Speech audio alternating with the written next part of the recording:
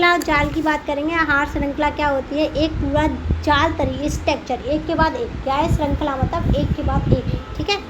जाल का मतलब क्या होता है? एक ने खा लिया, दूसरा खाएगा, दूसरे ने तीसरे को, तीसरे ने चौथे को, ठीक है।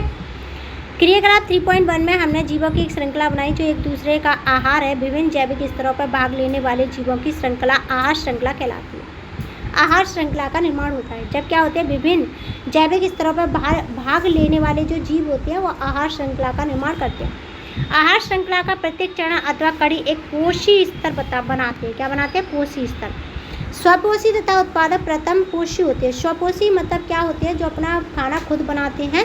उत्पादक भी उसी को कहते हैं। प्रथम श्रेणी में होते हैं तथा सौर ऊर्जा यानी कि सूर्य से आने वाली ऊर्जा का स्थलीकरण का मतलब होता है चेंज करके उसे विषमपोषी अथवा विषमपोषी कौन है? हम है, ठीक है।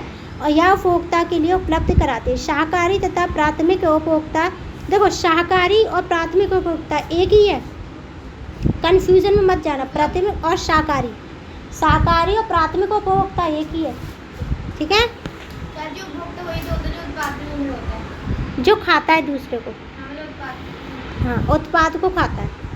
द्वितीय उपभोक्ता स्तर छोटे मांसपेशी मांसाहारी, तृतीय उपभोक्ता तीसरे स्तर जैसे बड़े मांसाहारी या तृतीय उपभोक्ता चौथे पोषी स्तर तक का निर्माण करते हैं। अब ये बोलो नहीं समझ आया? नहीं आया ना? देख, पहले तो उत्पाद आते हैं जिसे हम फर्स्ट सेकंड नाम नहीं देते, ठीक है, जो अपना खाना खुद बनाते हैं इसलिए हम उन्हें बोलते हैं स्वपोषी। फिर दूसरे आते हैं हमारे उत्पादक। क्या आता है? उत्पादक। उत्पादक में 3 तरीके के उत्पादक होते हैं। पहला होता है उपभोक्ता। क्या होते हैं? सॉरी, उपभोक्ता। उपभोक्ता 3 तरीके के होते हैं। पहला होता है प्राथमिक उपभोक्ता, जैसे हिरण। पहला एग्जाम्पल उपभोक्ता का समझ आ गया? हिरण, गाय, बकरी, भैंस, ठीक है। तो ये क्या है? प्राथमिक उपभोक्ता। अब द्वितीय उपभोक्ता के पास आते हैं। द्वितीय उपभोक्ता जो केवल मांस खाता है। क्या खाता है? मांसाहारी, ठीक है। तो जिसमें कौन आ जाएगा? शेर। तृतीय उपभोक्ता कौन सा होगा हमारा? जो सबको खाता है, सर्वहारी। क्या होगा? सर्वहारी, जिसमें इंसान आते हैं। अब समझ आ गया? और चौथे स्तर तक इसलिए जाते हैं, चौथा स्तर बता रही हूँ, पहले उपभोक्ता, फिर प्राथमिक, फिर द्वितीय, फिर तृतीय। तो चौथी लाइन में पहुँच गए, ठीक है। चौथा नहीं होता ना, चौथी लाइन तक पहुँचेंगे लेकिन चौथा नहीं होता। चौथा कैसे लेके आएंगे बताओ जरा? बचा ही नहीं कोई दुनिया में, हाँ। अब देखेंगे, हम जानते हैं जो भोजन हम खाते हैं हमारे लिए ऊर्जा का स्रोत का कार्य करता है तथा विभिन्न कार्यों के लिए ऊर्जा प्रदान करता है।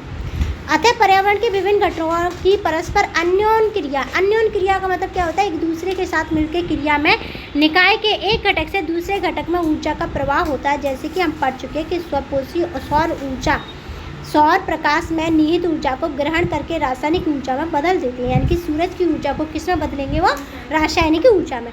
यह ऊर्जा संसार के संपूर्ण जैव समुदाय की सभी क्रियाओं के संपादन में सहायक होती है। यानी कि जितनी भी क्रिया होती है उन्हें पूरा करने के लिए हमें क्या चाहिए? ऊर्जा चाहिए। स्वपोषी से ऊर्जा विषमपोषी तथा अपघटक तक जाती है। कहाँ तक जाती है? अपघटक तक। कि ऊर्जा के स्रोत क्या है? ऊर्जा के स्रोत, जिन्हें हम क्या बोलते हैं? ऊर्जा के स्रोत नामक पिछले अध्याय में हमने जाना कि जब ऊर्जा का एक रूप से दूसरे रूप में परिवर्तन होता है तो पर्यावरण में ऊर्जा की कुछ मात्रा का अनुपयोग ऊर्जा के हास्य के रूप में होता है। कुल मिलाकर के जैसे देखो, मैंने क्या है तुम्हें पढ़ाया बिल्कुल 100%, अब तुमने अपनी मैम को बताया 90%, कितना परसेंट लॉस हुआ? ऐसे ही पेड़ ने अपना खाना बनाया 100%, जब जीव ने खाया तो उसका 90%, ठीक है। दूसरे जीव ने खाया तो उसका भी 90% आ गया। हाथ हो रहा है, ऊर्जा कम हो रही है। क्या हो रही है? ऊर्जा कम हो रही है। पर्यावरण के विभिन्न घटकों के बीच ऊर्जा के प्रवाह का विस्तार अध्ययन किया गया तथा पाया गया कि एक स्थलीय परितंत्र में हरे पौधों की पत्तियां प्राप्त होने वाली सौर ऊर्जा का लगभग 1% भाग खाद्य ऊर्जा में परिवर्तित हो जाता है। ठीक है, क्या कह रहा है? आया समझ? ठीक है, कोई बात नहीं। देखो, सूर्य से आने वाली जो रोशनी थी ना, उससे 100% क्या बनाई? उसने सौर ऊर्जा थी तो उसे किसमें? रासायनिक ऊर्जा में कन्वर्ट किया। लेकिन उसमें से केवल 1% ऊर्जा ही दूसरे जीव में जाएगी। पेड़ का एक फल होगा वो 1% ही है। अब आया? जब हरे पौधे प्राथमिक उपभोक्ता द्वारा खाए जाते हैं तो ऊर्जा की बड़ी मात्रा का पर्यावरण में विशेष वो ऊष्मा के रूप में ह्रास होता है, इनकी कमी होती है। कुछ मात्रा का उपयोग पाचन, विभिन्न जैविक कार्यों में वृद्धि एवं जनन में होता है। खाए हुए भोजन की मात्रा लगभग 10% ही जैव मात्रा में बदल पाता है तथा अगले स्तर के उत्पादन को उपलब्ध हो पाता है। जैसे हमने सूर्य ऊर्जा थी, कहाँ थी सूर्य ऊर्जा, तो सूर्य ऊर्जा जो हमें सन से मिली थी उसका 90% हमने 100% खाया, लेकिन उसमें से केवल यूटिलाइज जो मेरे लिए होगी वो केवल 10% हुई, 10%। आगे समझ। उसके बाद देखेंगे, अतः हम कह सकते हैं प्रति स्तर पर उपलब्ध कार्बनिक पदार्थों की मात्रा का औसत 10% ही उपभोक्ता के अगले स्तर तक पहुंचता है, क्योंकि उपभोक्ता के अगले स्तर के लिए ऊर्जा की बहुत कम मात्रा उपलब्ध हो पाती है। अतः आहार श्रृंखला सामान्यतः 3 अथवा 4 चरण की होती है। प्रत्येक चरण पर ऊर्जा का ह्रास इतना अधिक होता है कि चौथे पोषी स्तर के बाद उपयोग की ऊर्जा बहुत कम रह जाती है। यानी कि हम 4 स्तरों में गए, पहले पेड़, फिर हिरण, फिर शेर, फिर हमने मनुष्य, देखा ना 4 स्तर। तो यहाँ तक पहुँचते पहुँचते ना ऊर्जा का जो ह्रास होता है वो बहुत ज़्यादा हो चुका होता है। हाँ, सामान्यतः निचले स्तर पर जीवों की संख्या अधिक होती है, यानी कि निचले स्तर, यानी कि हम सबसे निचले स्तर पर ना सर्व आ रही है ना, तो हमारी संख्या सबसे ज़्यादा है। अतः उत्पादक स्तर पर यह संख्या सबसे वो सर्वाधिक होती है। क्या होती है? या तो निचले स्तर पर होगी सबसे ज़्यादा, या फिर ऊपर वाले स्तर पर होगी। विभिन्न आहार श्रृंखलाओं की लंबाई और जटिलता में काफ़ी अंतर होता है, यानी कि अलग अलग तरीके की हमारे पास क्या होती है, श्रृंखलाएँ होती हैं। आमतौर पर प्रत्येक जीव 2 या अधिक प्रकार के जीवों द्वारा खाया जाता है, जो स्वयं अनेक प्रकार के जीवों का आहार बनते हैं। अतः एक सीधी आहार श्रृंखला के बजाय जीवों के मध्य आहार संबंध क्या होता है, शाख्य भिन्न, यानी कि शाखा में बटा होता है, शाख्य भिन्नाभ। ये तो पढ़ा दिया ना हमने, सेकंड पेज पे जाओ, सबसे लास्ट देखो 3.3 लिखा है ना, वही है। शाक्य भिन्न श्रृंखला का एक जाल बनता है। शाक्य भिन्न श्रृंखला मतलब एक दूसरे के साथ क्या होता है, जुड़े होना, जिसे आहार जाल कहते हैं। आहार जाल किसे कहेंगे? जब एक जीव से दूसरा जीव जुड़ा होता है, ठीक है। जब एक जीव से दूसरा जीव एक दूसरे के साथ समन्वय करके एक शाखा बनाता है तो उसे आहार जाल कहते हैं। क्या कहते हैं? आहार जाल। सिंपल भाषा में ऐसे समझना, जब एक जीव दूसरे जीव के साथ समन्वय करके एक आहार श्रृंखला बनाता है, इसे आहार जाल कहते हैं। याद हो गया?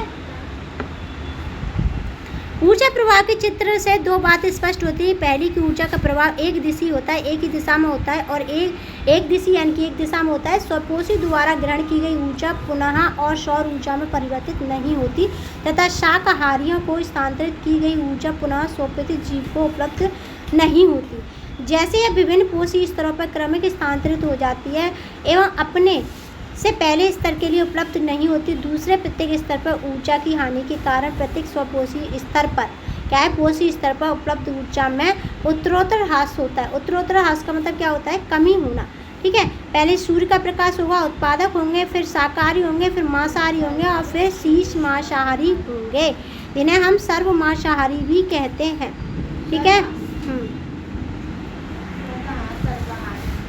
आहार श्रृंखला का एक दूसरा आयाम यह भी है कि हमारी जानकारी के बिना ही कुछ हानिकारक रासायनिक पदार्थ आहार श्रृंखला से होते हुए हमारे शरीर में प्रविष्ट हो जाते हैं। इसका एक कारण है कि विभिन्न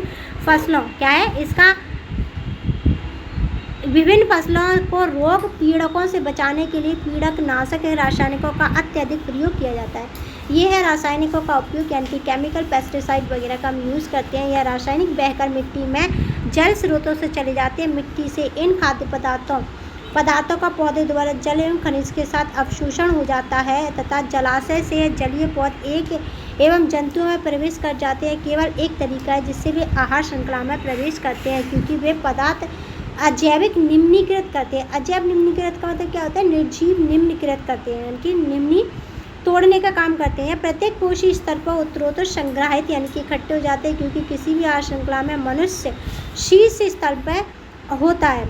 अतः हमारे शरीर में रासायनिक सर्वाधिक मात्रा में संचित होते हैं।